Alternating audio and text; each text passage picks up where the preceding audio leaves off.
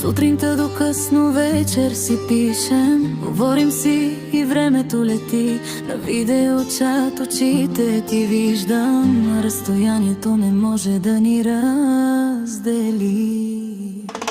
Когато отивам на интервю за работа, пак мисля за теб, любов моя. А ти когато тръгваш на интервю, знам, че мислиш за мен в този миг. Далеч си, но си толкова близо, в сърцето ми си всеки ден. И колкото повече сме далече, толкова по-силно си влюбен в мен.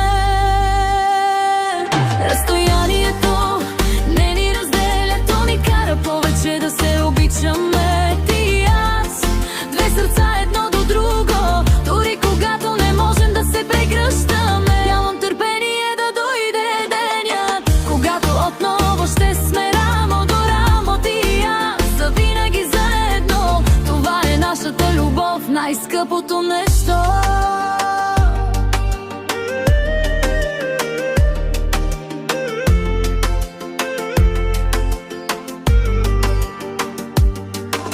Понякога ми липсваш толкова много, че искам времето да спре, да затворя очи и да те видя, да усетя ръцете ти.